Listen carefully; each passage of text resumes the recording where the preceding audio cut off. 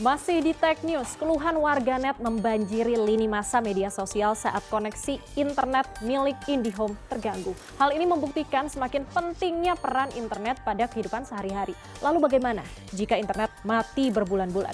Seorang peneliti dari Universitas di Amerika memprediksi bahwa ada satu fenomena alam yang dapat membuat internet padam berbulan-bulan, yaitu badai matahari. Benar nggak sih bisa mempengaruhi internet? Berikut laporannya.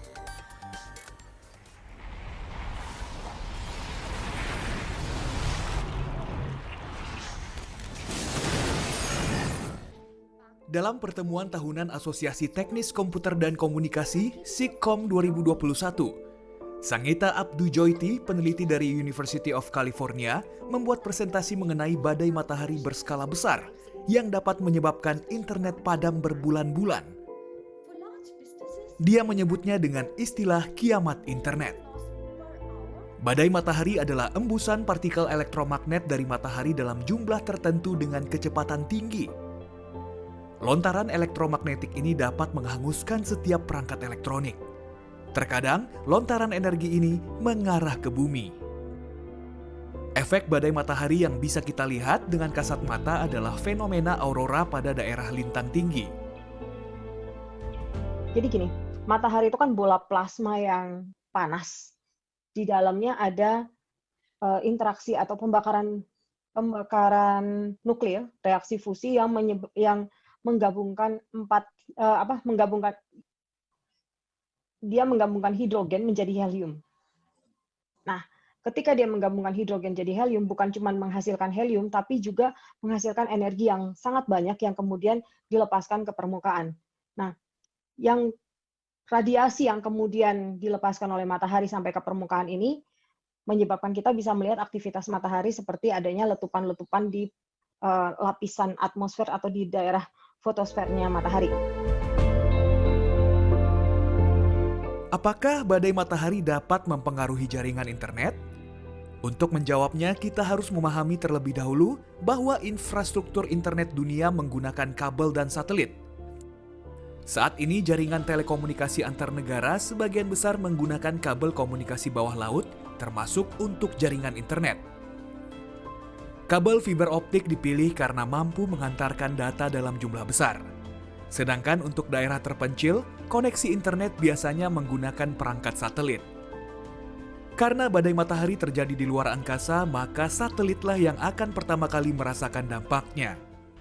Jadi kalau kita memiliki perangkat elektronik di angkasa luar, contohnya satelit, ya itu pasti satelitnya akan kena dia.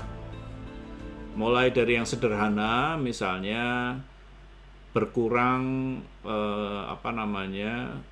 fungsinya atau degradasi sementara, terus nanti balik lagi, atau degradasi yang permanen, jadi drop gitu, terus nggak bisa dipakai lagi gitu. Sampai kemudian rusak secara bukan elektronik tapi secara fisik ya bisa. Misalnya solar panelnya rusak, kemudian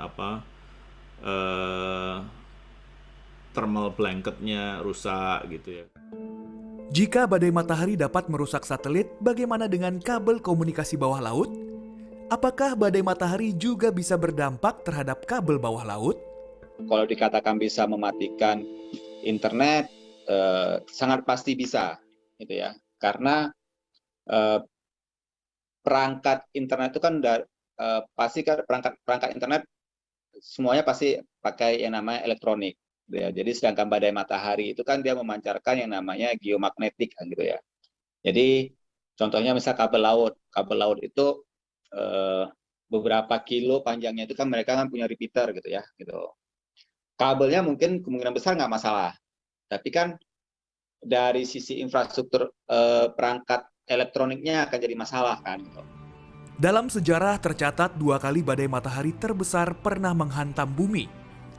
Pada 1959, badai matahari menyebabkan rusaknya jaringan telegraf di seluruh Eropa dan Amerika Utara, serta membuat aurora terlihat di atas Karibia. Sedangkan badai matahari terbesar kedua terjadi pada 1989. Saat itu aliran listrik di Provinsi Quebec, Kanada, padam selama 9 jam. Ancaman badai matahari memang nyata, namun kita patut bersyukur karena bumi kita memiliki dua pelindung, yakni medan magnet bumi dan atmosfer. Kedua pelindung ini setiap saat melindungi bumi dari pengaruh buruk badai matahari. Begitu pula dengan satelit.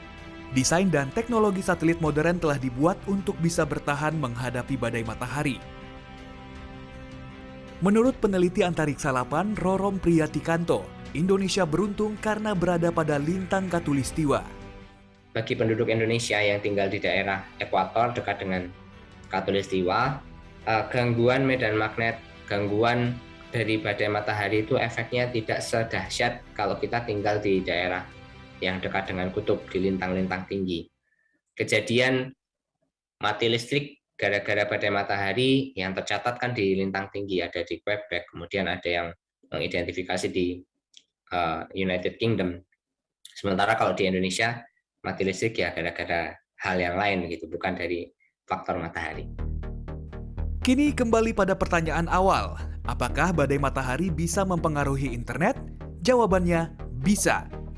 Namun kemungkinannya kecil dan tidak berdampak lama.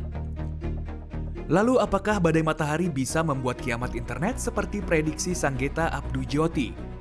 Jawabannya juga bisa, jika badai matahari tersebut merusak kabel yang berada di bawah laut.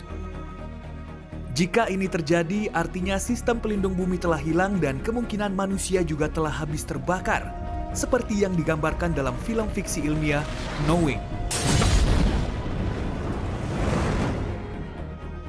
Danang Wisanggeni, Lastonga Pebro, Jakarta.